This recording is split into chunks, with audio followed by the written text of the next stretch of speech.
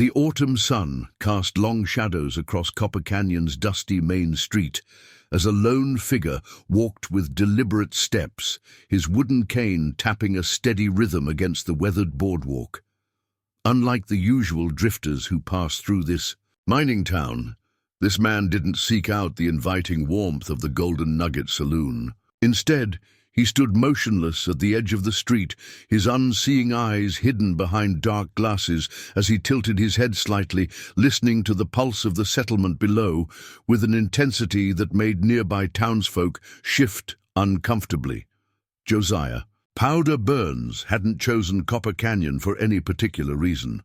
It was simply another stop along the string of mining towns that had become his path since the war, each one calling to him with whispers of corruption that needed clearing. His worn cavalry coat bore the marks of countless explosions, and the scarred skin around his eyes told tales of the day that took his sight, but gave him a deeper understanding of demolitions than any man alive.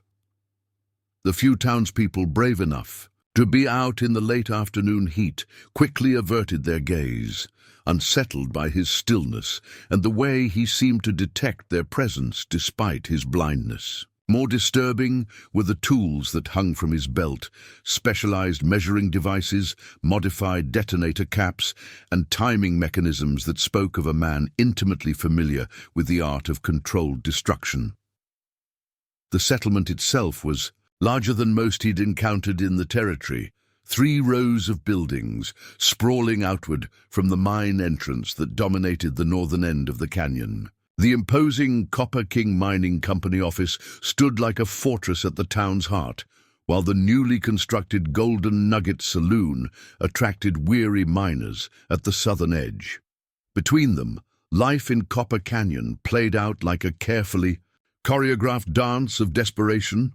Miners trudging to and from the dangerous shafts, company men collecting their excessive fees, and supply wagons struggling through the narrow canyon passes that served as the town's lifeline. The late afternoon heat shimmered off the rocky walls that hemmed in the settlement, and the constant pounding of stamp mills echoed through the canyon like a mechanical heartbeat. This deep in mining country, greed wasn't just a sin. It was a way of life, a force that shaped every aspect of survival and death in these unforgiving lands. Josiah knew this better than most. The world of demolitions and explosives had been his only companion for so long that its rhythms had become his own. The only sound as he moved forward was the steady tap of his cane and the soft clink of his specialized tools. Even his worn Sharps carbine, customized with textured grips and modified sights that few would understand, seemed to absorb the canyon's echoes rather than add to them. His movements were precise, measured, each step placed with the care of a man who had learned to navigate darkness better than most men navigated light. A young boy, building a fort from scraps of wood, stopped mid-hammer, his hands frozen in place as he watched the stranger glide past like a ghost in daylight. The child's mother hurried out to pull him close, her eyes darting nervously between Josiah and the saloon where trouble had been brewing as thick as dynamite smoke in a deep shaft. The Copper King Company's enforcers had been getting bolder, their demands heavier and their methods more brutal with each passing week. Marcus Chen, the elderly Chinese merchant who supplied mining equipment, was carefully arranging tools in his storefront when he felt, rather than heard, someone approach. He turned to find the blind stranger standing there, a collection of specialized fuses in one hand and a worn leather notebook covered in raised dots in the other. No words were exchanged as Chen examined the fuses, just a slight nod acknowledging their unusual quality. The merchant couldn't help but notice how the stranger's coat shifted to reveal peculiar modifications to standard demolition tools, worn with the same quiet necessity as his dark glasses. These weren't the crude implements used by typical mining operations. They were precision instruments that seemed to possess the same deadly accuracy as their owner. "Tell us where you're watching from, and if this tale of justice strikes a Accord with you, make sure you're subscribed. Tomorrow's story will be even more extraordinary. But for now, let's return to Copper Canyon, where a blind man's expertise was about to shake the very foundations of corruption. "These are some of the finest timing mechanisms I've seen," Chen finally said, running his fingers over the precisely calibrated devices. "You must know demolitions work well." He studied the stranger's face, weathered by time and scarred by whatever blast had taken his sight, but bearing a stillness that seemed deeper than mere blindness. The stranger, Josiah, inclined his head slightly in acknowledgement as he moved to take the offered payment. Chen caught a glimpse of something else, a peculiar series of burn scars that traced up his neck and disappeared beneath his collar, the kind that could only come from surviving the kind of explosion that would have killed most men. But there was something about their pattern that suggested the blast had been precisely controlled, even in its devastation. The seasoned merchant had seen enough demolitions experts to know the difference between someone who worked with explosives for profit and someone who had become one with the science of controlled destruction. Most powder men who came through were rough characters with rough methods, full of boisterous tales and careless habits. But this one had the quiet precision of a master craftsman, the patient stillness of a man who had learned to see through his fingertips and hear through the ground itself. The sound of rough laughter drew Josiah's attention to the Golden Nugget Saloon across the way. Through the dust-covered windows, he could detect the presence of the McCullough gang, sprawled across several tables despite the early hour. The vibrations of their boots on the wooden floor and the distinctive clink of their spurs carried to his enhanced hearing, along with the smell of cheap whiskey that seemed to seep through the walls into the clean canyon air. The notorious Outlaws had been terrorizing the mining settlements for months, working as enforcers for the Copper King Company, using the complex network of mine shafts and canyon passages to evade the law. They knew that out here, justice was as scarce as water in summer, and fear was the currency that kept the miners in line. As Josiah listened, Jake McCullough's distinctive heavy tread approached the bar, followed by the sound of a serving girl's frightened gasp as he grabbed her arm. His brothers, the twins Tom and Tim, were using their knives to carve crude threats into a table, their matching silver spurs marking them as the gang's advance scouts. The spurs had been stolen from dead lawmen, Josiah noted, hearing the unique pattern of their jingle, taken as trophies rather than earned with honor.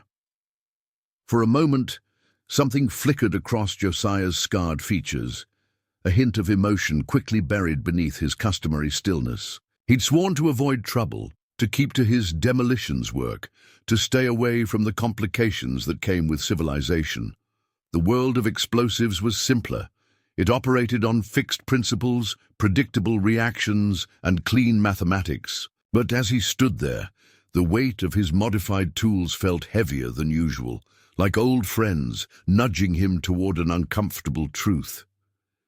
Chen watched the blind man's head tilt slightly, tracking sounds that most men wouldn't notice. "McCullough's crew has been getting worse," the merchant said quietly, his voice barely above a whisper. 3 miners disappeared last week. The company claims cave-ins, but everyone knows better. He carefully wrapped Josiah's payment in clean cloth, his movements deliberate.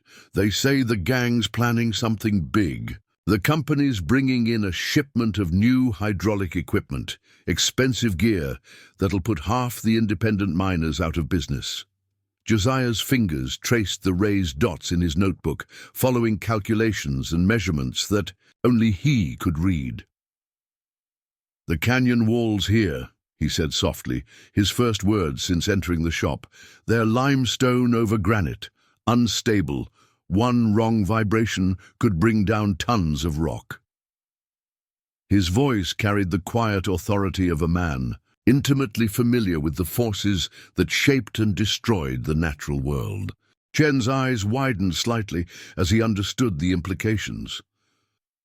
"The independent miners have been careful with their blasting," he replied carefully. But the company men, they don't respect the rock, don't understand how the shock waves travel through different layers. He paused, choosing his next words with precision. A man who understood such things, who could read the rock with his hands and hear its weaknesses. Such a man might see opportunities that others would miss. Before Josiah could respond, the saloon's bat-wing doors burst open, and the sounds of violence spilled into the street. The McCullough twins had a young miner pinned between them, blood dripping from his face onto the dusty boards. Josiah recognized the victim's breathing pattern, Michael Wong, one of the few independent miners still resisting the company's pressure to sell. "Think you can hold out on us, boy?" Tom McCullough's voice carried clearly to Josiah's acute hearing. "Company says everyone pays their safety fees.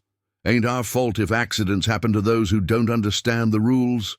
The few people on the street quickly disappeared into doorways and behind wagons. Even Chen took a step back, though his hand tightened on a mining pick near his counter.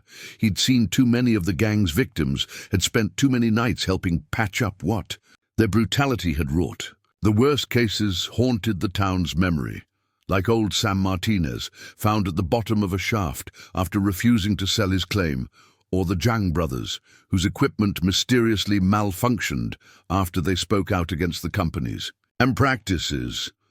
"I didn't hold out," Michael protested weakly, blood dripping from his split lip onto the sun-baked boards. "The blast yesterday collapsed part of my tunnel. I need time to dig it out, to get to the pay dirt. Please, I've got a family to feed."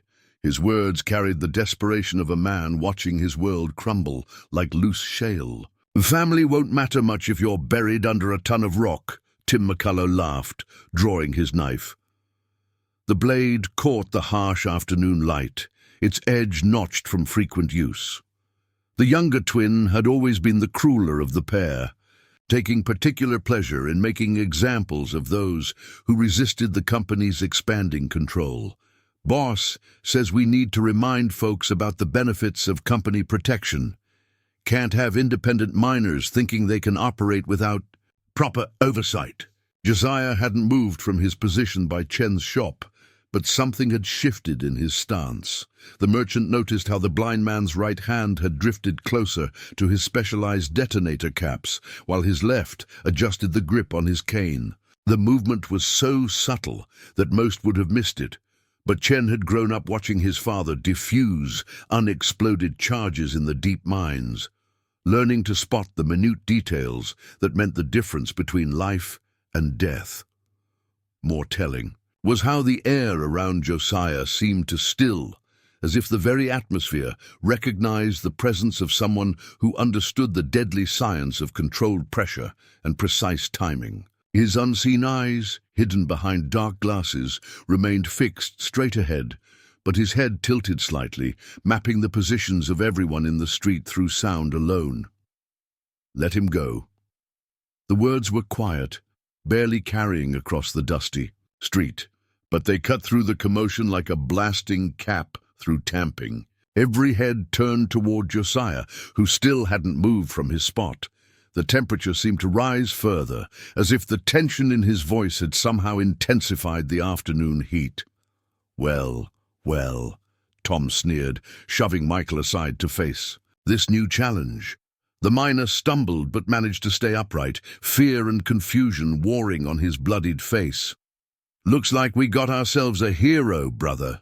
Some blind fool who thinks he can tell the McCullough gang their business." "Not telling," Josiah replied softly, his breath stirring the dust around him. "Just making an observation, like how your detonating technique is getting sloppy." His head tilted toward the mine entrance where the twins' last accident had occurred. "Can hear it in the way the rock fractured. Shows how you treat your charges too. Rushed jobs, messy timing. Makes me wonder what else you're getting careless about." The insult, subtle as it was, hit home. The McCullough twins had once been respected powdermen, known throughout the territory for their blasting skills before signing on with the company. They'd been craftsmen once upon a time, before greed. transformed their expertise into just another tool of intimidation. Now they were little more than thugs with dynamite, and Josiah's words had exposed that truth for all to hear. "You got a death wish, blind man?" Tim advanced, boots scraping against the wooden walkway, his hand tightening on his knife while Tom circled wide, trying to flank Josiah. Their movements were predictable, telegraphing the sloppy footwork of men who'd forgotten the patience that untrue demolitions work required. "Because that's what you're asking for," Tom growled, stepping into company business. "If you're going to throw that knife," Josiah said quietly, his head turned slightly toward Tim, "you might want to adjust your grip. That angle will send it wide right. Might hit the merchant instead of me." He nodded toward Chen, who still stood nearby, refusing to abandon the young miner. His father had taught him that running from evil only gave it more power. The casual observation, delivered in that same soft tone, caused both brothers to hesitate. It wasn't just the words, it was the absolute certainty behind them, the kind that only came from countless hours of working with precise measurements and split-second timing. Josiah hadn't moved, hadn't drawn a weapon, but suddenly both McCullers were acutely aware of the specialized tools on his belt, worn with the same practical familiarity as their own crude blasting caps. The saloon doors swung open again, and Jake McCullough himself emerged, drawn by the confrontation. The gang leader's massive frame filled the doorway, and his hand rested on the ivory-handled Colt at his hip. The boards creaked ominously beneath his weight as he surveyed the scene, his shadow stretching long in the late afternoon sun. "Problems out here, boys?" he drawled, eyes narrowing as he studied the blind stranger. Something about Josiah's stance, the careful way he held himself, and the professional-grade equipment he carried made the gang leader pause. Jake had built his reputation on reading men, on knowing who would break and who would fight. Something about this powder man's quiet confidence made him uneasy, like finding an unmarked charge in a deep shaft. "You got a name, powder man?" Jake asked, his voice carrying across the now silent street. The afternoon heat had become oppressive, the air thick with tension and the ever-present dust from the mines. "Some call me Powder Burns," Josiah replied, softly, his unseeing eyes hidden behind dark glasses. "On account of how I read explosions by feel, though lately I've been thinking it might have more to do with how minds tend to collapse around me when trouble starts." The threat was subtle, wrapped in that quiet voice like a blasting cap in cotton wadding, but unmistakable. For a long moment, the only sound was the distant pounding of the stamp mills and the creak of weathered boards under restless feet. Chen felt the tension in the air, thick as black powder, and wondered if this strange, quiet man might be the answer to the prayers of a community that had lived too long under the shadow of corporate tyranny. Jake McCullough's laughter shattered, the tense silence echoing off the sun-baked buildings of Copper Canyon. "Powder Burns, is it?" he drawled, his massive frame still blocking the saloon doorway. "Heard whispers about someone like you. They say there's a blind demolitions man, moving through the territory, leaving behind collapsed mines and buried outlaws, from here to the California line." His hand hadn't moved from his ivory-handled Colt. Of course, those were just saloon tales, ghost stories to scare the young ones. Before anyone could respond, a new figure emerged from the crowd. Sarah Wong made her way forward, her movements steady despite her advanced pregnancy. As the mining camp's only trained nurse and midwife, she'd learned to read situations as carefully as she read pulse rates in these treacherous lands. 3 years of tending to the wounds of miners and victims of the McCullough gang had taught her to spot trouble before it erupted. Something about the blind powder man made her pause, taking in his measured stance and the way his head continuously tilted, tracking movement through sound and vibration. His stillness reminded her of the way her father had approached unstable charges in the deep mines. Not the stillness of fear, but of absolute readiness. The insult, subtle as it was, hit home. The McCullough twins had once been respected powdermen, known throughout the territory for their blasting skills before signing on with the company. They'd been craftsmen once upon a time, before greed transformed their expertise into just another tool of intimidation. Now they were little more than thugs with dynamite, and Josiah's words had exposed that truth for all to hear. "You got a death wish, blind man?" Tim advanced, boots scraping against the wooden walkway, his hand tightening on his knife while Tom circled wide, trying to flank Josiah.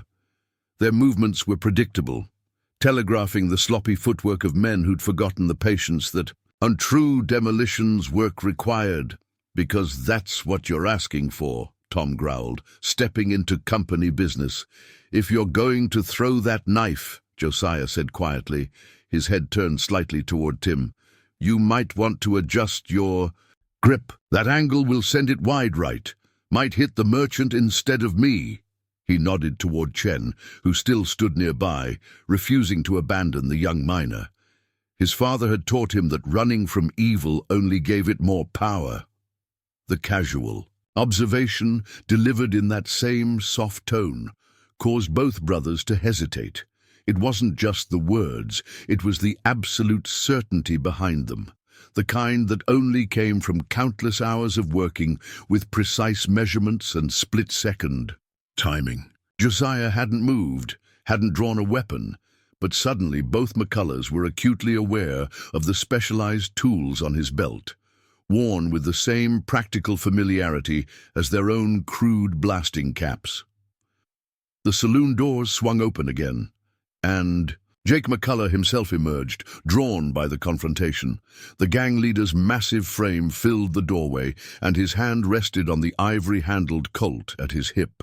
The boards creaked ominously beneath his weight as he surveyed the scene, his shadow stretching long in the late afternoon sun. "Problems out here, boys?" he drawled, eyes narrowing as he studied the blind stranger.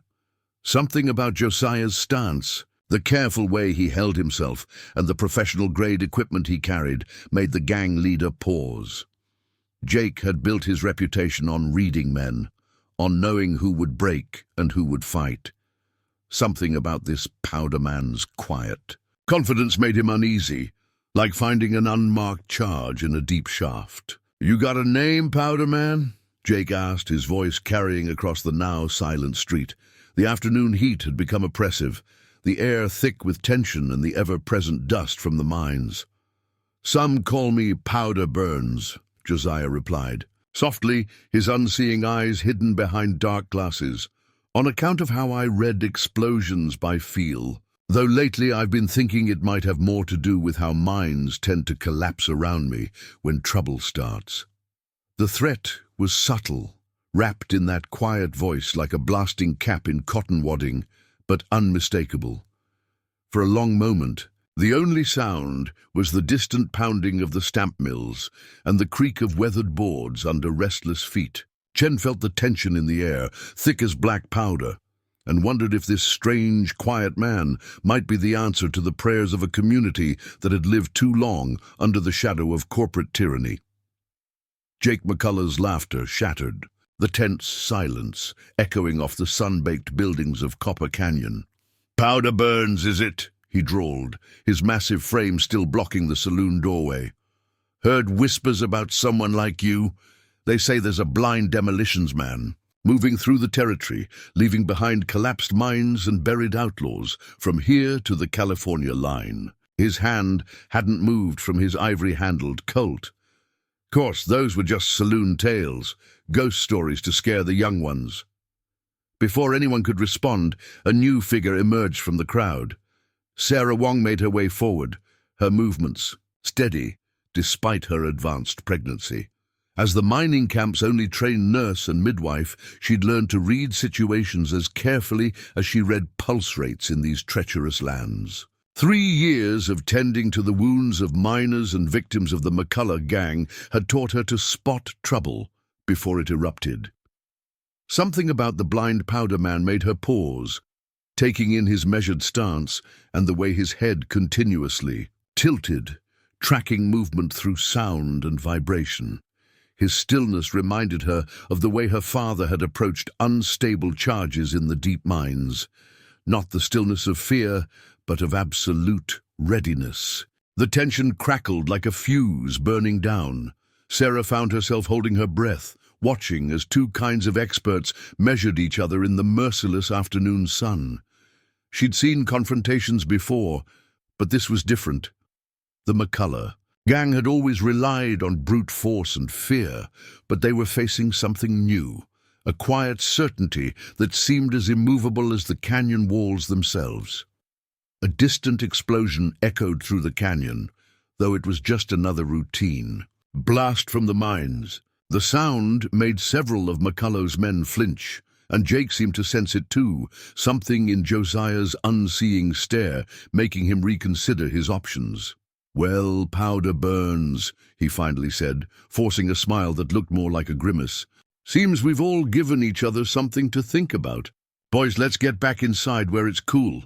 Been a long day." The gang members began backing toward the saloon, their earlier bravado replaced by careful movements. Only the McCullough twins lingered, their matching spurs jingling nervously against the wooden boards. "This ain't over," Tom muttered, but his threat sounded hollow in the oppressive heat. "No," Josiah agreed quietly, "it isn't." The words hung in the air like dynamite smoke, a promise rather than a threat, as the day's heat painted the canyon walls in shades of blood and shadow.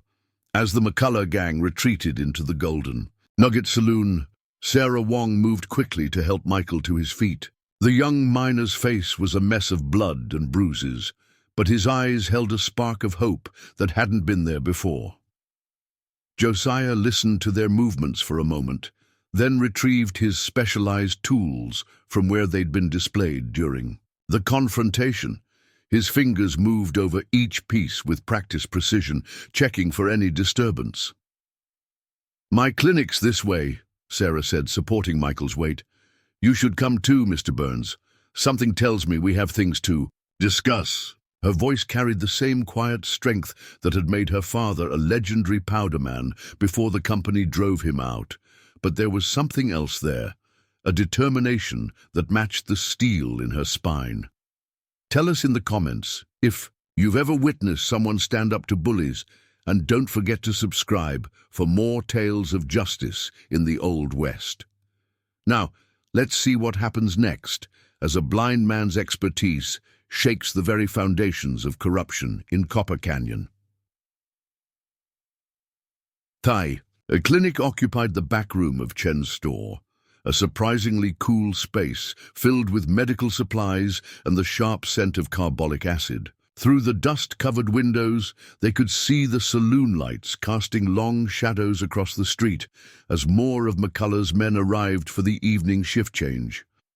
"They'll be planning something now," Chen said, securing the heavy door.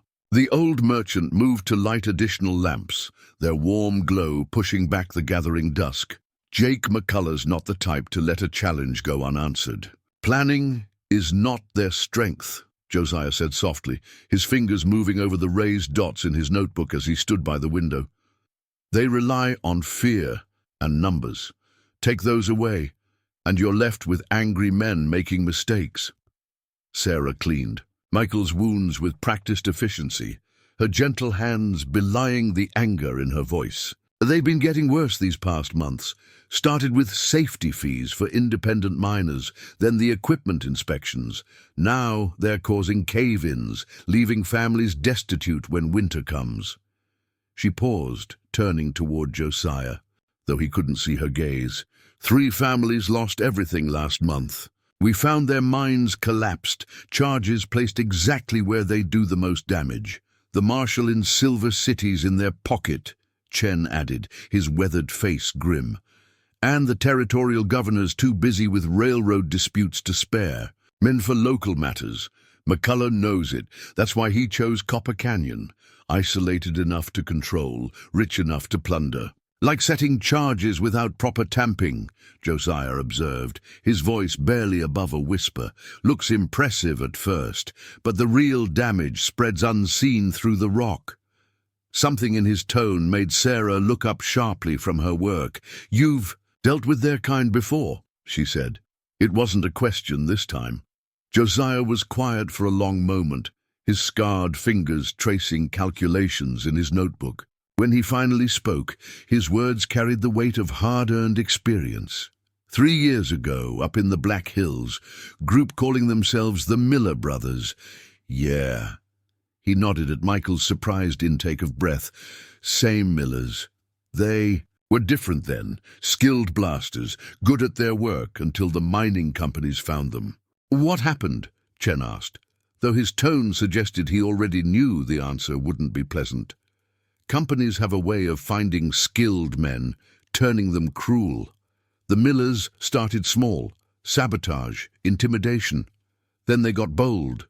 Took over a whole mining operation near Deadwood, thinking they could control the gold flow. Josiah's hand unconsciously touched the scars around his eyes. They didn't count on someone who could read explosives by touch, who could feel the vibrations in the rock and know exactly where to place a countercharge. The implications hung in the air like blasting smoke. Sarah finished bandaging Michael's face, her movements deliberate as she processed Josiah's words. "And now they're here.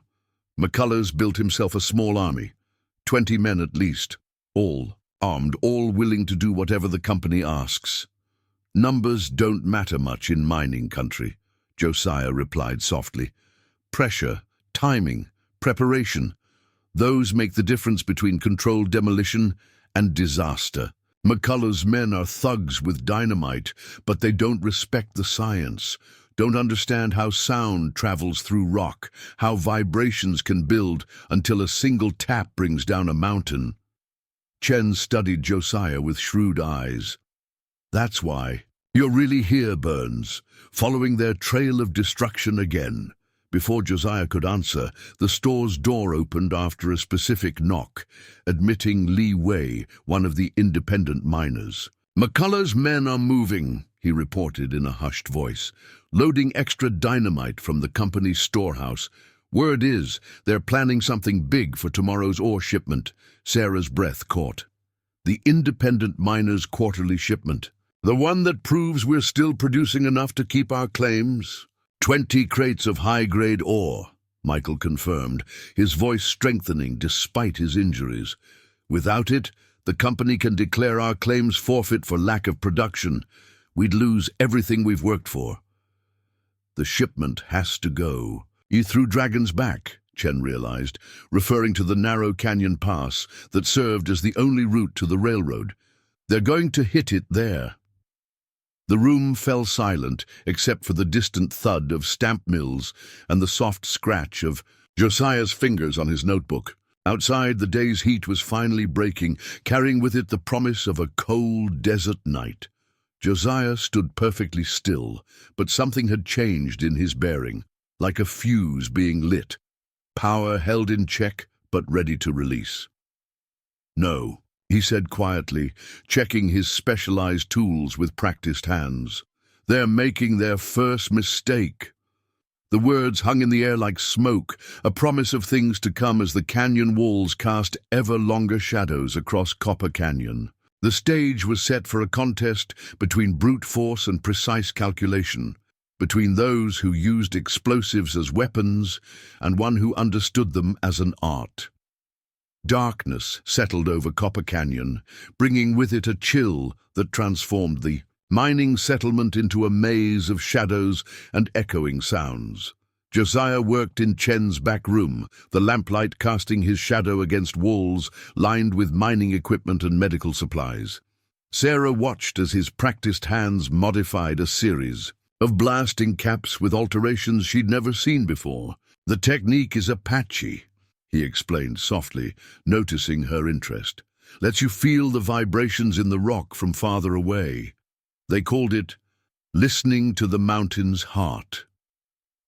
His fingers worked the delicate mechanisms with practiced efficiency. "The company men won't know to look for the signs, especially in the dark." Chen entered, shaking off the evening's chill. "Riders came back from Dragon's Back," he reported, his voice grim. McCullough's got men positioned all along the canyon walls. They're not even trying to hide their intentions anymore. He placed a rough map on the workbench, its edges worn with age and use. The ore wagons have to pass through the narrows. There's no other route that'll support the weight. Josiah studied the map with his fingertips, his touch reading the terrain like others read words. Dragon's Back was a treacherous pass through the mountains, barely wide enough for a loaded wagon and deadly in the best conditions. With McCullough's men waiting, it would become a death trap. They're expecting a direct confrontation, he said quietly, tracing the route. 20 men, probably split between the high ground here and here. He marked 2 spots on the map. They'll wait until the wagons are fully committed to the pass, then trigger a rock slide to trap them. Standard ambush tactics. Standard except for one thing, Sarah added, moving closer to study the map. Growing up in mining country had taught her to read terrain as easily as she read pulse rates. The rock in Dragon's Back isn't stable. The whole canyon's riddled with old mining shafts, some dating back to Spanish times. One wrong blast could bring down half the mountain. A ghost of a smile touched Josiah's lips. The earth doesn't take sides, he murmured, but she does punish those who don't respect her power. He turned to Chen. I'll need everything you have on McCullough's operations over the past month. Where they've been blasting, what types of charges they use, any patterns in their work. The old merchant nodded toward his office. Been keeping records since they first showed up. Didn't know why at the time, it just felt important. He paused, studying Josiah with shrewd eyes. You're not planning to take them head on, are you? Even with your skills, 20 to 1 ain't odds I'd bet on. The mountain lion doesn't fight. The whole pack, Josiah replied, returning to his work on the blasting caps.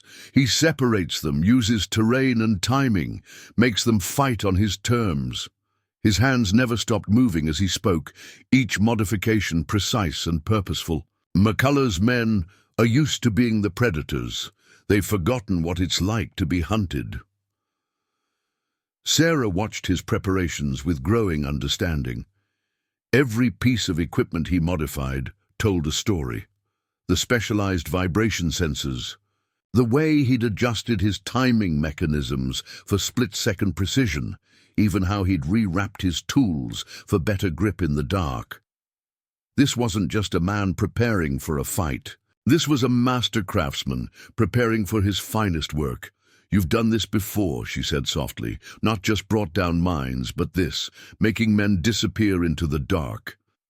Josiah's hands stilled for a moment, his unseeing eyes distant. After the accident that took my sight, I served with a special unit in the war. We hunted Confederate sappers, men who used mining techniques to tunnel under our fortifications. His voice carried the weight of dark memories. Learned that the loudest explosions often mask the deadliest charge. The real damage comes from understanding how pressure moves through earth and stone. The back door opened again, admitting Michael Wong along with several other independent miners. Despite his injuries, determination showed in every line of his face. Words spreading about what McCullough's planning, he said. We've got men willing to fight if you'll lead them. Josiah shook his head, never looking up from his work. This isn't a battle to be won with numbers.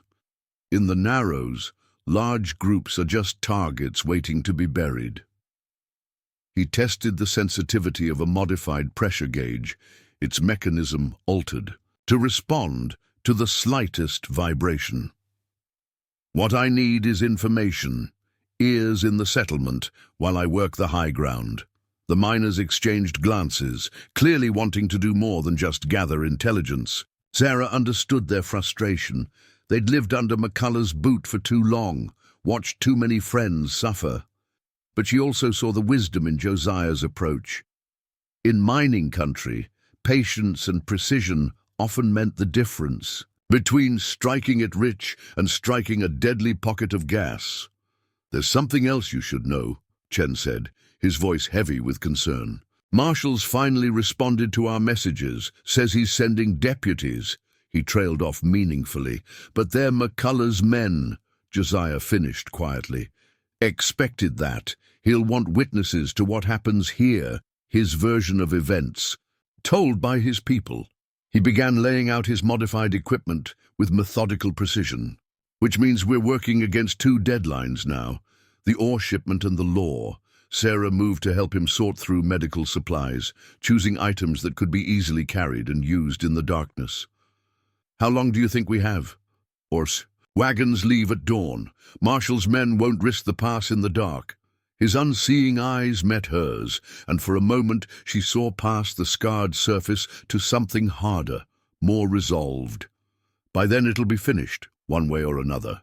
Outside, the night winds whispered through Copper Canyon like lost souls, drowning out the sounds from the saloon where McCullough's men drank and plotted. But in Chen's workshop, in the warm lamplight, Sarah watched a different kind of expert. Prepare for the hunt. Josiah's quiet efficiency spoke of a confidence born from experience, each movement deliberate and purposeful as he readied himself for what was to come. The night transformed dragons back into a maze of echoing sounds and deceptive shadows, where visibility dropped to arm's length and the temperature fell low enough to make metal tools stick to bare skin. In these conditions, most men would seek shelter, huddle near fires, and wait for dawn's light. But Josiah moved through the darkness like a spirit, his modified tools detecting vibrations that carried stories through the rock itself. He'd left Copper Canyon 2 hours earlier, timing his departure between the McCullough gang's patrol shifts. The darkness worked in his favor. His blindness, no handicap in a world where even sighted men were forced to navigate by touch and sound. Through the night air, he could detect the presence of several campfires, McCullough's men attempting to ward off the desert chill, each flame a beacon announcing their positions. Amateurs, he whispered, his voice lost in the canyon's natural acoustics. They'd positioned their sentries on the high ground, a textbook military tactic that ignored the realities of mining country. Up there, the rock was unstable, threaded with tiny fissures that could propagate with the slightest disturbance. The cold would force them to move frequently, creating patterns he could exploit. Behind him, Copper Canyon had disappeared into the darkness, but he carried a clear image of Sarah's last words in his mind. The ore wagons can't wait. The independent miners have staked everything on this shipment. Without proof of production, they'll lose their claims by Monday. The information had solidified his strategy.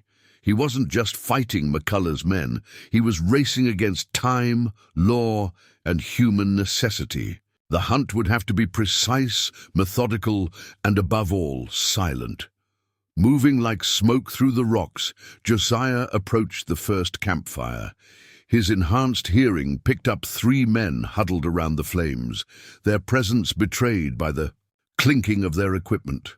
He recognized them as part of McCullough's newer recruits, men drawn by promises of easy money and power. Their dynamite lay carelessly bundled nearby, out of immediate reach. Another amateur mistake. "Swear this ground ain't natural," one man grumbled, his voice carrying clearly to Josiah's acute hearing. "Keep feeling tremors, like something's moving under the rock." "Boss says we hold position," another replied, his teeth chattering slightly. "In the cold. That blind powder man's bound to try something, dawn or no dawn." The third man spat into the darkness. "Burns, he's just another man. 20 of us, one of him. Ain't nothing supernatural about those odds." Josiah moved closer, using the canyon's natural acoustics to mask his approach. The men's focus on their fire had ruined what little night vision they had, leaving them blind as he was to anything. Beyond their small circle of warmth, their conversation carried to him in fragments, bouncing off the canyon walls. Heard stories, though. Up in the Black Hills, whole mining operation disappeared, buried under 100 feet of rock. Their fear was palpable, carried on their voices and in their restless movements. "Good. Fear made men hurry, made them careless, made them bunch together instead of watching the darkness. Moving with the practiced silence that had served him in darker places than this, Josiah circled the camp. He could feel the vibrations. Through his modified tools, the men's movements, the subtle shifts in the rock beneath them, the promising instability of a nearby outcropping. With movements as natural as breathing, he began placing his specialized charges, each one positioned with mathematical precision. The men's conversation continued, unaware of death's quiet preparation. "Boss wants us to make an example when those wagons come through. Show everyone what happens when—" The sentence ended in a startled gasp as Josiah's first charge detonated, not with a mighty blast, but with a subtle crack that sent vibrations through the rock face. The sound was barely louder than a handclap, but he knew its effects would spread through the stone like ripples in a pond. "What was that?" one man shouted, all three scrambling to their feet. But Josiah was already moving, placing his second charge, while the echoes of the first still masked his movements. "Check the high ground, could be—" The second charge spoke, its precise placement turning the rock's own pressure against itself. A cascade of small rocks clattered down, forcing the men to abandon their position. In Copper Canyon, Sarah Wong worked in her clinic preparing medical supplies, while listening to the latest reports from their network of watchful eyes. Li Wei had proven to have a talent for gathering intelligence, his work as a mine surveyor making him seemingly invisible to McCullough's men as he moved about the settlement. "They're getting desperate," Li Wei reported quietly, marking positions on Chen's map. "Heard two of them talking about making a run for it. They're saying Burns isn't human, that he can feel the rock's heartbeat and make the earth swallow men. Whole." Chen nodded grimly, updating his notes. "Fear's doing half the work for us. Josiah said it would. Said men who rely on brute force don't know how to handle an enemy they can't see or fight directly." Up in Dragon's Back, Josiah continued his methodical work, using the night's natural acoustics to his advantage. The first group's panicked retreat had created exactly the reaction he'd anticipated. McCullough's men were now clumping together, in larger groups, seeking safety in numbers, but actually making themselves more vulnerable to what he had planned. Moving like a ghost through the darkness, he approached another cluster of men. His fingers detected their presence through the subtle vibrations, their movements sent through the rock. 5 men this time, gathered around a larger fire. Their nervous chatter carried clearly to his enhanced hearing. "This ain't right," one voice muttered. Jenks and his boys were on high ground, solid position. "Now they're just gone. No shots, no explosions, just gone." "Shut up," another hissed, but the fear was evident in his tone. "It's just that blind man playing tricks. Has to be." Josiah's lips curved in a slight smile as he began placing his charges. These men understood explosives as weapons, crude, loud, destructive. They didn't understand them as a science, didn't comprehend how precisely placed microcharges could create cascading pressures that would travel through rock like whispers through a crowd. Back in the canyon, Jake McCullough stood at the window of the Golden Nugget Saloon, watching the stars fade as false dawn approached. The night's reports had turned his face into a mask of barely controlled rage. 8 men, he growled, his massive fist clenching around his whiskey glass. 8 of our best, gone without a trace, and not one explosion big enough to explain it. The McCullough twins exchanged nervous glances from their position near the bar. They had seen their brother angry before, seen him violent, but this was different. This was the rage of a man watching his control slip away like sand through fingers. "Could have just got lost in the dark, boss," Tom suggested, though his voice lacked conviction. "Ground's treacherous up there, lots of old shafts and—" "Lost." McCullough's laugh was harsh as broken rock. Mitch Carter was a tunnel rat during the war, could navigate flooded mines blindfolded, and now he's just gone. He stalked across the room, his heavy boots making the floorboards creak. This is him. This is Burns. Outside, the wind shifted direction, carrying the distant sound of falling rock. Several men flinched at the noise, hands moving to weapons. Before realizing it was just the unstable terrain, fear had worked its way deep into McCullough's gang, spreading through their ranks like poison gas through a poorly ventilated shaft. "We still hold the high ground," Tim McCullough said, trying to sound confident. "Got men watching every approach to Dragon's Back. Or wagons got to come through there. Ain't no other way with this load." McCullough's laugh was bitter as bad. Whiskey. High ground. He gestured to his remaining men, once fierce enforcers now huddled in corners, jumping at every sound the canyon made. "Look at them. He's hunting us, using the rock itself against us, making us jump at shadows until we're too scared to think straight." At that moment, young Li Wei burst into the saloon, dust coating his clothes. "Message from the Independent. Miners," he announced, his young voice carrying across the suddenly silent room. "Ore wagons are leaving at dawn. Can't delay any longer. Company assessors arriving tomorrow." McCullough snatched the message from the boy's hand, reading it quickly before crumpling it in his fist. For a moment, something like uncertainty crossed his face, an expression his men had never seen before. Then his features hardened into a mask of determination. "Get word to the men at Dragon's Back," he ordered. "Pull them back closer to the Narrows. I want everyone within supporting distance. No more small groups, no more isolated positions." His voice rose, carrying to every corner of the saloon. "Burns wants to hunt? Fine. Let's give him an army to hunt. Up in the darkness of Dragons Back." Josiah listened to McCullough's men abandon their outer positions through the vibrations their movement sent through the rock. The gang's panicked repositioning told him everything he needed to know about their state of mind. Hurried, bunched together, jumping at every sound the canyon made. "They're getting desperate," Li Wei reported quietly, marking positions on Chen's map. "Heard two of them talking about making a run for it. They're saying Burns isn't human, that he can feel the rock's heartbeat and make the earth swallow men. Whole." Chen nodded grimly, updating his notes. "Fear's doing half the work for us.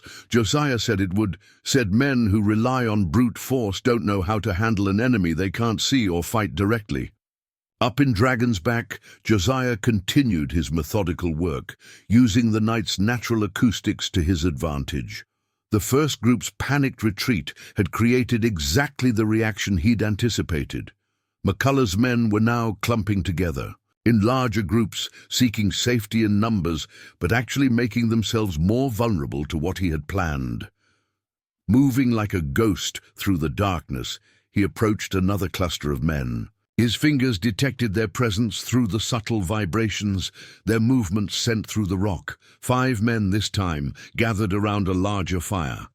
Their nervous chatter carried clearly to his enhanced hearing. "This ain't right," one voice muttered. Jenks and his boys were on high ground, solid position. Now they're just gone. No shots, no explosions, just gone. "Shut up," another hissed, but the fear was evident in his tone. "It's just that blind man playing tricks. Has to be." Josiah's lips curved in a slight smile as he began placing his charges. These men understood explosives as weapons, crude, loud, destructive. They didn't understand them as a science, didn't comprehend how precisely placed microcharges could create cascading pressures that would travel through rock like whispers through a crowd. Back in the canyon, Jake McCullough stood at the window of the Golden Nugget Saloon, watching the stars fade as false dawn approached. The night's reports had turned his face into a mask of barely controlled rage. 8 men, he growled, his massive fist clenching around his whiskey glass. 8 of our best, gone without a trace, and not one explosion big enough to explain it. The McCullough twins exchanged nervous glances from their position near the bar. They had seen their brother angry before, seen him violent, but this was different. This was the rage of a man watching his control slip away like sand through fingers. "Could have just got lost in the dark, boss," Tom suggested, though his voice lacked conviction. "Ground's treacherous up there, lots of old shafts and lost." McCullough's laugh was harsh as broken rock. Mitch Carter was a tunnel rat during the war, could navigate flooded mines blindfolded, and now he's just gone. He stalked across the room, his heavy boots making the floorboards creak. This is him. This is Burns. Outside, the wind shifted direction, carrying the distant sound of falling rock. Several men flinched at the noise, hands moving to weapons. Before realizing it was just the unstable terrain, fear had worked its way deep into McCullough's gang, spreading through their ranks like poison gas through a poorly ventilated shaft. "We still hold the high ground," Tim McCullough said, trying to sound confident. "Got men watching every approach to Dragon's Back. Ore wagons got to come through there. Ain't no other way with this load." McCullough's laugh was bitter as bad. Whiskey. High ground. He gestured to his remaining men, once fierce enforcers now huddled in corners, jumping at every sound the canyon made. "Look at them. He's hunting us, using the rock itself against us, making us jump at shadows until we're too scared to think straight." At that moment, young Li Wei burst into the saloon, dust coating his clothes. "Message from the Independent. Miners," he announced, his young voice carrying across the suddenly silent room. "Ore wagons are leaving at dawn. Can't delay any longer. Company assessors arriving tomorrow." McCullough snatched the message from the boy's hand, reading it quickly before crumpling it in his fist.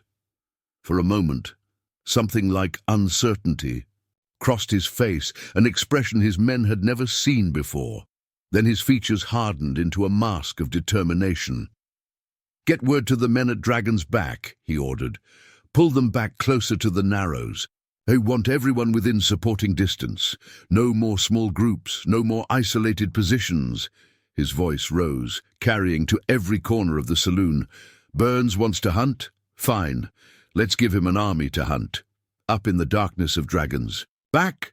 Josiah listened to McCullough's men abandon their outer positions through the vibrations their movement sent through the rock. The gang's panicked repositioning told him everything he needed to know about their state of mind. Hurried, bunched together, jumping at every sound the canyon made. The gang leader's military background showed in his response, pulling his men back, establishing a defensive perimeter around the narrowest part of the pass. It was predictable strategy, exactly what Josiah had anticipated. McCullough was fighting the last war, applying brute force tactics to a situation that required a surgeon's precision. Through the growing light, Josiah detected movement. 3 men struggling through a narrow gap, their dynamite slung carelessly across their backs. Their voices carried to him in fragments. "Swear I felt something, like the rock was moving. Just your nerves. Shouldn't have split up." He recognized them as the Carson brothers, former military sappers turned company men. They were better, with explosives, than most of McCullough's men, which made them more dangerous and more necessary to remove from the equation. Moving like smoke between the rocks, Josiah positioned himself above their path. The brothers were following a predictable route, taking the easiest path back to the main group. Military training made men think in straight lines, direct routes. Nature preferred curves, patience. He'd prepared this spot an hour earlier, subtly testing the rock's resonance, calculating pressures. Now, as the Carsons approached, he put his plan into action. A precisely placed microcharge, no louder than a handclap, sent vibrations through the stone that triggered a cascade of small rocks behind them. The men spun, dynamite coming up, firing blindly into the growing light. The shots echoed off the canyon walls, multiplied by the natural acoustics into a chorus of phantom gunfire. More rocks fell from other ledges, creating the illusion of movement on all sides. Jake McCullough stood at the narrowest point of Dragon's Back, watching the Sun crept higher above the canyon walls. The ore wagon's distant rumble echoed through the pass, growing steadily closer. His remaining men huddled near the canyon walls, their earlier confidence replaced by darting glances and trembling hands. "Show yourself, Burns," he bellowed, voice echoing off the stone. "Face me like a man instead of playing ghost in the shadows. Why would I do that?" Josiah's quiet voice seemed to come from everywhere and nowhere, carried by the canyon's natural acoustics. "When the rock itself serves me so well." McCullough spun, firing his revolver at movement that turned out to be nothing more than mourning, shadows on stone. His men flinched at the sound, weapons pointing nervously in different directions. The night's slow erosion of their confidence had left them jumping at every vibration in the rock. "You're nothing but a coward," McCullough shouted, but there was a tremor in his voice that his men had never heard before. A blind man playing tricks in the dark. Tricks? Josiah's soft response carried clearly in the morning stillness. Like rigging independent miners' charges to fail, like buried men in their own shafts. His voice hardened slightly. "Or did you think I wouldn't learn about that?" The words hit McCullough like physical blows. His head snapped toward where three more of his men were already slipping away, deserting their positions. "They can feel it coming," Josiah continued quietly. "The smart ones are already running." The rumble of heavily laden wagons grew louder, echoing up from the southern end of the pass. The ore shipment was approaching right on schedule. McCullough's face twisted into a savage grin. "Too late, Burns. Once those wagons enter the Narrows, there's nowhere for them to go. Even you can't stop all of us at once." "Actually," Josiah's voice came from a new direction, accompanied by the subtle vibration of shifting stone, "I already have." McCullough spun to find himself facing a nightmare. All along the canyon walls, hair-thin cracks had appeared in the rock, spreading like spider webs. His remaining men backed away, finally understanding. Every disappearance, every small charge during the night hadn't just been about fear. Each precision blast had been part of a larger pattern, weakening key points in the stone. "Impossible," McCullough breathed, his hand tightening on his revolver. "Your men are gone," Josiah said softly, his voice seemingly emanating from the rock itself. "Some ran, some surrendered. The rest are learning why they should have respected the mountain instead of trying to own it." His words carried the weight of absolute certainty. "You're alone, McCullough, just like all bullies end up in the end." The gang leader's face contorted with rage. He started to raise his gun, but a subtle tremor ran through the ground, sending a shower of pebbles down from above. The message was clear. One shot could trigger a cascade that would bury them. "All, you won't kill yourself," McCullough snarled. "Not even to stop me." "No," Josiah agreed quietly. "Death's too easy. You're going to live, going to face the justice of every miner you've terrorized, every family you've destroyed. Going to watch everything you built crumble while you sit in a territorial prison." As if on cue, horses appeared through the morning. Shadows. Sarah Wong rode at the head of a group of independent miners, armed and determined. Behind them came the ore wagons, safe and secure, and bringing up the rear was a contingent of territorial marshals, real ones this time, summoned by detailed evidence of McCullough's crimes. The dawn broke fully over Dragon's Back, painting the canyon walls in shades of gold and crimson. McCullough's empire had fallen not to superior force, but to the quiet strength of a man who understood that true power lay in precision rather than brute strength. Later, as the independent miners celebrated their liberation and the safe passage of their ore, Sarah found Josiah preparing his equipment near Chen's store. "You're not leaving," she said, though it wasn't really a question. "Sun's rising," he replied softly. "Trail will be clear soon." "There are other canyons," she said. "Other mines where men like McCullough prey on those who work the earth." her. Hand found his, warm despite the morning chill. Sometimes the greatest strength isn't in wandering, but in finding a place worth calling home. Josiah turned his unseeing eyes toward her, then toward the settlement that had found its courage in the longest night. For the first time, a real smile touched his scarred features, warming even his blind gaze. "Might be you're right about that," he said quietly. "Might be this blind powder man has wandered long enough." The morning breeze carried the sound of celebration from the town square, where the community gathered to share food and stories of the night's events. And in that moment, as McCullough was led away in chains and the independent miners reclaimed their destiny, a solitary expert finally found his true home in the canyon country he'd roamed for so long. Up next, you've got two more standout stories, right on your screen. If this one hits the mark, you won't want to pass these up. Just click and check them out, and don't forget to subscribe and turn on that notification bell so you don't miss any of our daily uploads. Sarah's clinic quickly became more than just a place of healing. Under her guidance and Josiah's expertise, it transformed into a school where independent miners learned the proper science of demolitions, ensuring they could work their claims safely and efficiently. Chen's store expanded, becoming a hub for quality equipment and proper training, his commitment to fair trade strengthening the community's bonds. The legend of the blind powder man spread through mining country, but not as a tale of fear. Instead, it became a story of hope, of expertise triumphing over brutality, of precision defeating brute force. Other settlements began sending their young miners to learn from Josiah, to understand that working with the earth required respect and knowledge, not just strength and dynamite. The Copper King Company's influence waned as independent miners banded together, sharing knowledge and resources.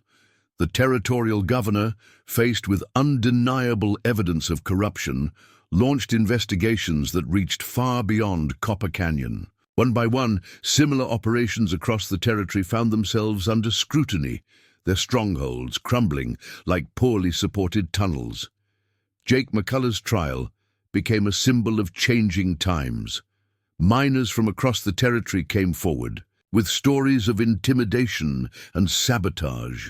The former gang leader's empire, built on fear and violence, collapsed completely when his own men testified against him, each seeking to escape the weight of their crimes. The McCullough twins, facing their own day in court, finally returned to their roots as craftsmen, choosing to teach proper blasting techniques to younger miners as part of their restitution. Josiah and Sarah married in the spring, their ceremony, held in the shadow of Dragon's Back. The canyon walls that had once echoed with gunfire now carried the sound of celebration. The independent miners, standing proud and free, transformed the place of their deliverance into a symbol of their community's strength. Years passed, and Copper Canyon flourished. The settlement became known not just for its rich ore, but for its expertise in mining safety and proper demolitions work. Josiah's students carried his teachings to other camps, spreading the understanding that true strength lay not in domination, but in respect for the earth and its ways. On quiet evenings, you might still find Josiah standing at the canyon's edge, his unseeing eyes turned toward the setting sun. His fingers would read the vibrations in the rock, feeling the honest work of miners who had learned to listen to the mountain's heart.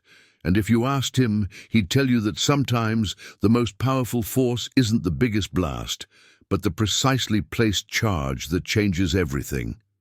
Sarah would often join him there, their young daughter learning to read, both the human body's rhythms and the stone's hidden songs. The child grew up understanding that true sight comes in many forms, and that the deepest knowledge often lies in learning to listen to what others might miss.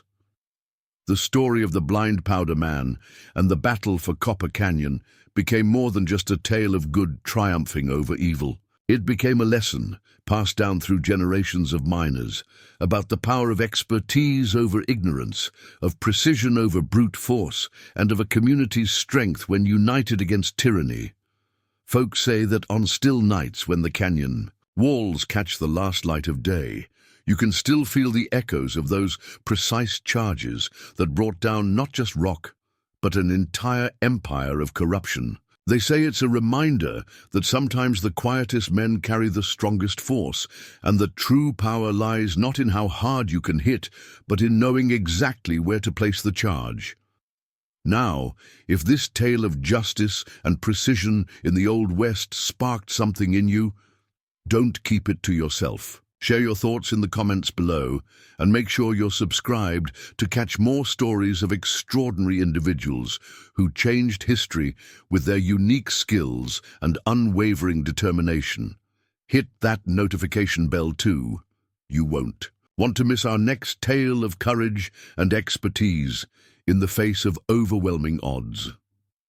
Remember, just like Josiah taught us, sometimes the biggest changes come not from the loudest voice or the strongest arm, but from those who understand that true power lies in knowledge, precision, and the courage to stand against injustice. We'll see you in our next story, where another tale of remarkable skill and determination awaits.